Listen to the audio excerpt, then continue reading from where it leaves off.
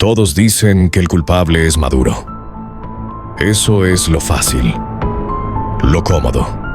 Y precisamente por eso es peligroso. Porque cuando necesitas un solo nombre para explicar una catástrofe, ya estás dejando de pensar. Necesitamos un rostro al que señalar, alguien a quien odiar, alguien que cargue con toda la culpa. Porque cuando hacemos eso, ocurre algo muy conveniente. Nos liberamos a nosotros mismos de cualquier responsabilidad. Y dime algo, ¿cuándo fue la última vez que asumir responsabilidad masiva fue popular? Si fuera tan simple como un solo hombre, esto no seguiría ocurriendo una y otra vez. No con distintos nombres, no en distintos países, no en distintas épocas. Y aquí viene la primera incomodidad. Los sistemas no caen por culpa de un villano. Caen porque demasiada gente acepta algo que sabe que está mal, pero tolerable. Hoy no voy a hablarte de un político. Voy a hablarte del mecanismo que hace que millones acepten perder dinero, libertad y dignidad creyendo que no tenían otra opción. El engaño empieza cuando nos hacen creer que el poder se sostiene solo con fuerza, que alguien manda porque tiene armas, soldados o dinero. Eso suena lógico, pero es falso. El poder real no se impone únicamente.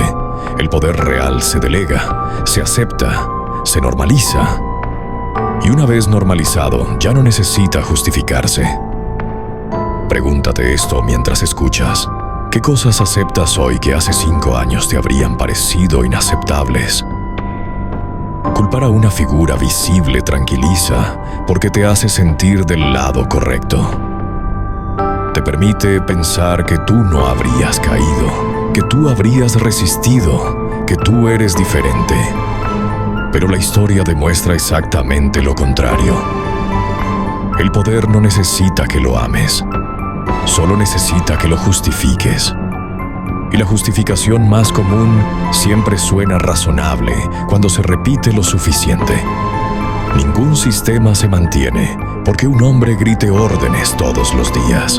Se mantiene porque millones repiten frases como «no se puede hacer nada», «es lo que hay», «mejor esto que el caos», «al menos tengo algo».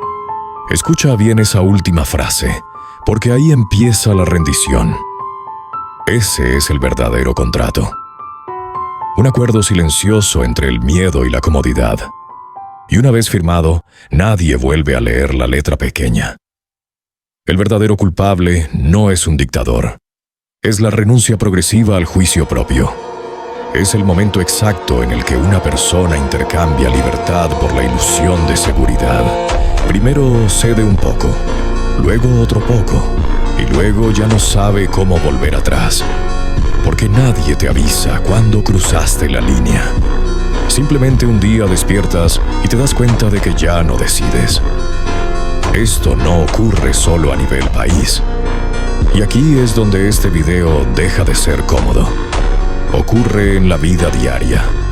En trabajos que odias pero no dejas porque pagan las cuentas. En relaciones que te apagan pero mantienes porque podría ser peor. En decisiones financieras que sabes que son malas, pero continúas porque aceptar el error sería demasiado doloroso para el ego. Y ahora dime algo con honestidad. ¿Cuántas de esas decisiones sigues defendiendo en público, aunque en privado sabes que te están destruyendo? El mecanismo es siempre el mismo.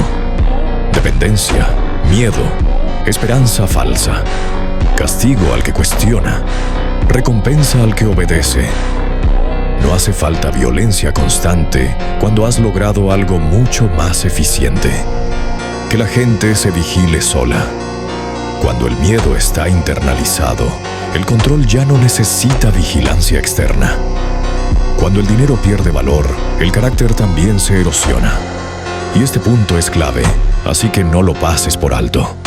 La inflación no solo destruye economías, destruye la capacidad de planificar, de resistir, de decir no.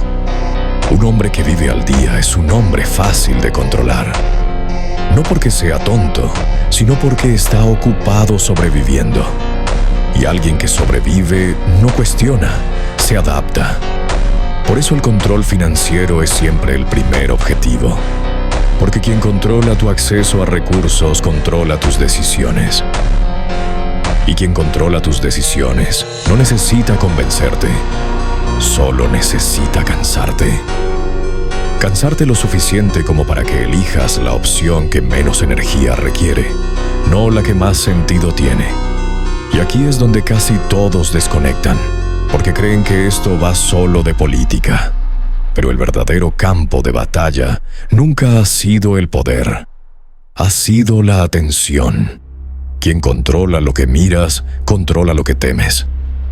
Y quien controla lo que temes, controla lo que aceptas.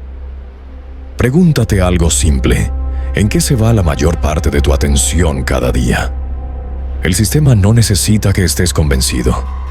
Solo necesita que estés distraído, cansado, saturado de información inútil, opinando sobre todo y entendiendo nada. Por eso cada crisis viene acompañada de ruido.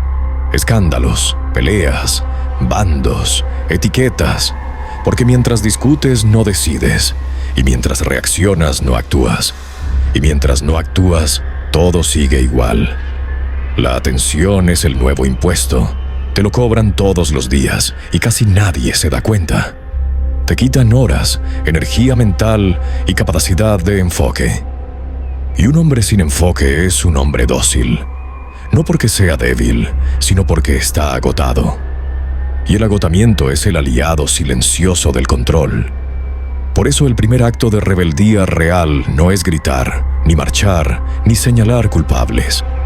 Es aprender a pensar en silencio, a largo plazo, a pesar del miedo, a pesar de la presión social, a pesar de la necesidad inmediata. Y esto incomoda porque pensar de verdad te obliga a ver cosas que preferirías ignorar. Las personas verdaderamente libres no son las que tienen más dinero, ni las que viven sin reglas. Son las que pueden decir no sin justificarse. Las que pueden esperar. Las que no necesitan aprobación constante para saber que van en la dirección correcta. Y esa capacidad hoy es más rara de lo que parece. Aquí entra algo que casi nadie quiere oír. La mayoría de la gente no está oprimida. Está anestesiada. Prefiere un enemigo externo antes que admitir que ha entregado su poder de decisión a cambio de comodidad emocional, porque reconocer eso implicaría cambiar. Y cambiar da miedo. El control moderno no se impone con soldados. Se impone con dependencia, con deudas, con entretenimiento infinito, con promesas de soluciones rápidas y con la idea de que alguien más va a arreglarlo todo. Y mientras esperas que eso ocurra, pasa el tiempo. Se va la energía. Se va la ambición. Se va la capacidad de construir algo propio. Por eso este no es un video sobre Maduro. Es un espejo. Y los espejos incomodan porque no discuten contigo. Solo muestran. Y lo que muestran no siempre nos gusta. La pregunta final no es quién tiene el poder. Es qué parte de tu vida estás dejando en manos de otros. ¿Y por qué? Y si esa pregunta te incomoda, es una buena señal. Significa que todavía no has renunciado del todo. Porque el día que entiendes esto, el juego cambia. Y ese día ya no te pueden gobernar de la misma forma.